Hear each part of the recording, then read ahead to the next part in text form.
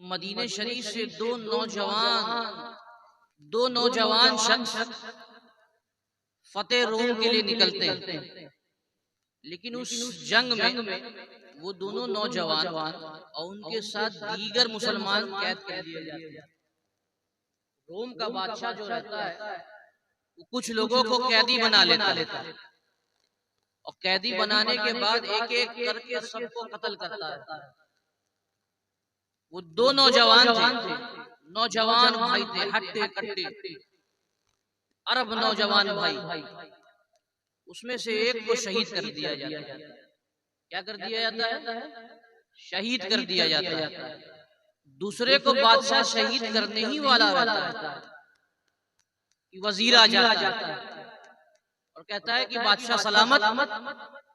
ये नौजवान मुसलमान, इसे अपने दीन की ज्यादा पहचान नहीं, इसे अपनी शरीयत की ज्यादा पहचान नहीं, ये सिर्फ नारे तकबीर नारे रिसालत तक महदूद। 40 दिन मुझे इसको दे दी, 40 दिन के लिए ये नौजवान आप मेरे उसमें दे दीजिए, मैं इसका ईमान बदल के इसको यहूदी बना दूं। सिर्फ 40 दिन। ये वो जमाना था जब लोग अपने सरों को अपने बदन से जुदा करने के लिए खौफ नहीं खाते। और अगर आज किसी को कह दिया जाए कि ऐसा मामला है तो कोई अपने दरवाजे की कुंडी को भी नहीं हिलाएगा। वो जमाने में यहूदी लोग कहते थे कि 40 दिन में नौजवान मुसलमानों का हम ईमान बदल लें। सोचिए अगर वो जमाने में 40 दिन का वादा कर रहे थे तो आज के वक्त तो 4 घंटे का वादा कर रहे हैं, क्योंकि हमारा ईमान तो इतना कमजोर हो गया। कहा बादशाह सलामत 40 दिन के लिए ये नौजवान को मुझे दे दीजिए, मैं इसके ईमान को बदल दूं। बादशाह कहता है ठीक है 40 दिन है तुम्हारे पास, अगर ये यहूदी बन जाता तो ठीक है, वरना मैं इसे कत्ल कर दूं। अब वजीर उस नौजवान शख्स को एक हसीन और जमील बाग में लेके जाता है। हर तरीके का फल फूल वहां पे मौजूद होता है। उस बाग में कैद करके उसको रख देता है। हर जिंदगी की हर रिहाइश उसके पास मौजूद है। ठंडी हवाएं चल रही है, फले फूल है, जो खाना है वो खाओ, लेकिन बाग से बाहर नहीं आ सकते। और फिर वो वजीर अपनी बेटी के पास जाता है। वो बेटी जिसका हुस्न और जमाल इतना ज्यादा था, जिसके लिए हजारों बादशाह कतार लगा खड़े थे कि अगर ये मुझे हाँ कह दे तो इसे मैं अपनी बीवी बना दूंगा। अपने तख्त को उसके कदम पे फेंकने के लिए तैयार था। इतनी हसीन और जमील बेटी। वजीर ने अपनी बेटी से कहा कि बेटी तेरे पास 40 दिन है, तुझे जो करना है वो कर, लेकिन इसका ईमान बदल दे, इसे यहूदी बना दे। बेटी को और ज्यादा गुरूर, बाप से ज्यादा गुरूर। बेटी कहती है 40 दिन क्या है वालिद गिराम, मैं तो 1 हफ्ते में इसका ईमान बदल दूं। अपने हुस्न पे उसको और ज्यादा गुरूर, 1 हफ्ते में इसका ईमान बदल दूंगी। तो नौजवान है, ऐसे ही फिसल जाएगा। बेटी बाग में आती, नौजवान शख्स, लेकिन ईमान मजबूत। नौजवान शख्स, लेकिन दिल में चिराग इश्क़ मुस्तफा की लौ जल रही। जैसे देखता है कि ऐसा कुछ माहौल होने जा रहा है, फौरन नमाज के लिए खड़े हो जाते। नमाज पढ़ते रहता है हत्ता कि रात आ जाती, नमाज से हटता नहीं।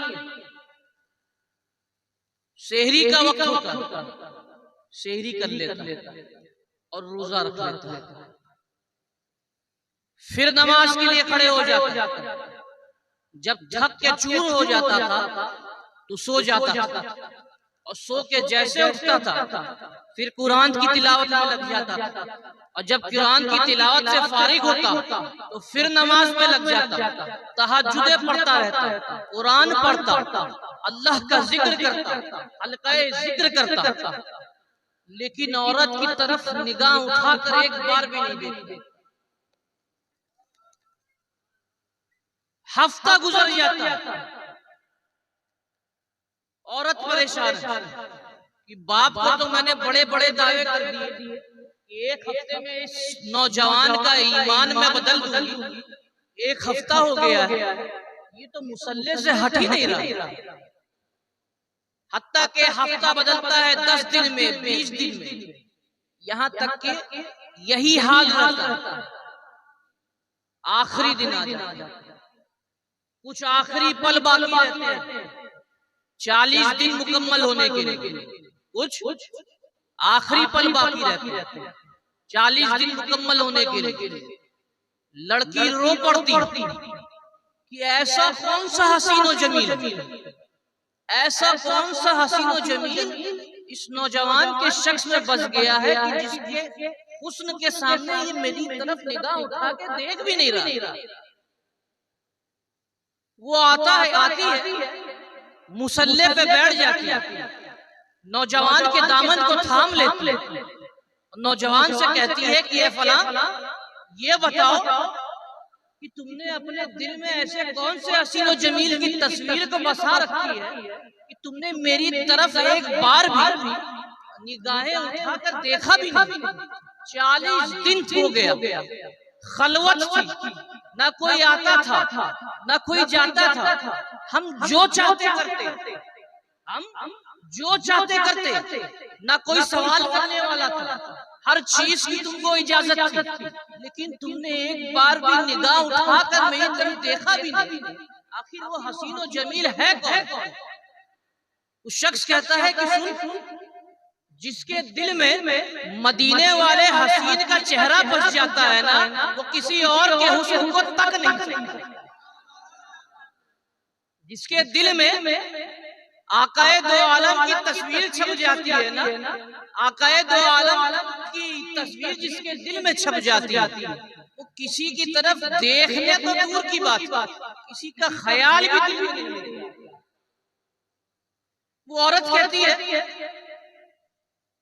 कि फला, मुझे भी उस हसीन और जमील से मिलना है, मुझे भी तेरे उस हसीन और जमील से मिलना है, मुझे भी तेरे उस मदीने वाले हसीन आका के हुस्न में डूब जाना, मुझे भी तेरे उस मदीने वाले हसीन आका की तस्वीर को अपने दिल में बसाना।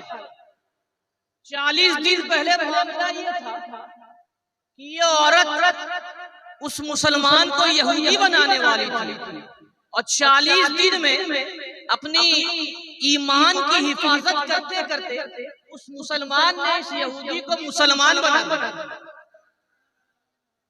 वो मर्द कहता है कि चल उठ, मैं तुझे मदीना लेके चलता हूं। बेटी फौरन घोड़ा लेके आती है, घोड़ा लेके आती है, दोनों घोड़े पे सवार होते हैं और बाग से भाग निकलती है। बाप को पता चलता है, बादशाह को पता चलता है, बादशाह अपनी फौज भेजता है कि दोनों को जहां मिले वहीं कत्ल कर। बादशाह के लिए तो बड़ी शर्मिंदगी की बात कि कहां मैं इस नौजवान को कत्ल करने वाला था, और कहां ये इसका मैं ईमान बदलने वाला था, और कहां ये वजीर की बेटी का ही ईमान बदलने वाला था। वो दोनों घोड़े पर सवार हो जाते हैं और घोड़े को दौड़ाते हुए निकल जाते हैं। थोड़े दूर आगे पहुंचते हैं कि सामने से एक काला सा घोड़ा और एक काली सी कमली ओढ़ के एक शख्स घोड़े को सटपट दौड़ाते हुए लेके आते। दोनों को लगता है कि बादशाह की फौज हमको आगे से घेर चुकी है। ये दोनों को भी यकीन हो गया था कि अब तो लड़ना है, मारना है या मरना। दोनों अपनी तलवारें अपने सीने से निकाल लेते, बोले अब जो आएगा सबको जहन्नुम के राह ही उतारेगा, या तो खुद शहीद। दोनों अपनी तलवारें निकाल के नंगी तलवारों को लहराते हुए उस घोड़सवार की तरफ पहुंचते हैं। घोड़सवार की तरफ पहुंच के पूछते हैं कि ये घोड़सवार कौन हो तुम?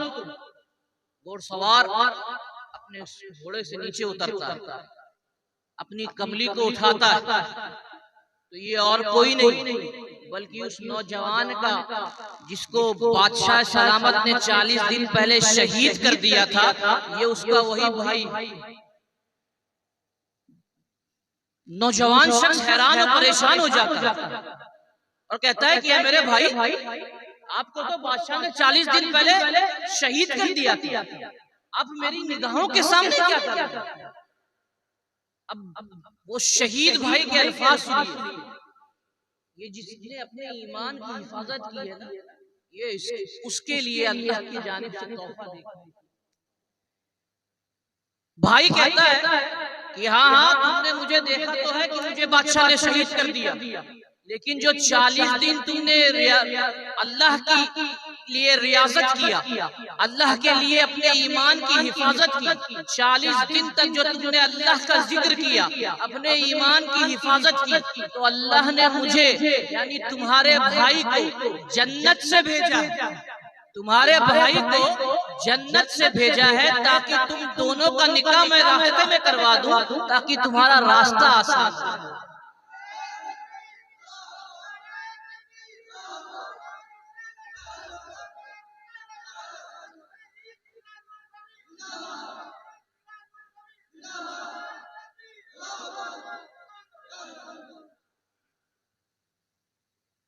ताकि तुम दोनों का रास्ता आसान हो। अब जरा सोचिए, इस वाकये से हमें समझ में क्या आता है कि वो नौजवान शख्स जिसने 40 दिन खलवत में रहने के बावजूद अपने ईमान की हिफाजत की, और अब आप आज के मुसलमान को देखो, या 4 घंटे अगर वो किसी औरत के साथ खलवत में रहे तो क्या वो अपने ईमान की हिफाजत कर पाए? सोचने की बात। हदीस में आता है, याती अलन्नासी ज़मन यज्तमीऊना व युसल्लूना फिल मसाजिद व लैसा फीहिम मुमिन। लोगों के ऊपर एक ऐसा जमाना भी आएगा कि वो लोग मस्जिदों में जमा होकर बाजमात नमाजें अदा करें, लेकिन उनमें से कोई भी मोमिन नहीं। यानी दिखावे की नमाज अगर कोई पढ़ रहा या जिसका अकीदा दुरुस्त नहीं, तो मस्जिदों में बाजमात एक साथ होकर नमाज पढ़ने से भी जरूरी नहीं है कि हम उसे मोमिन कह सकें, जरूरी नहीं है कि हम उसे मुसलमान कह सकें।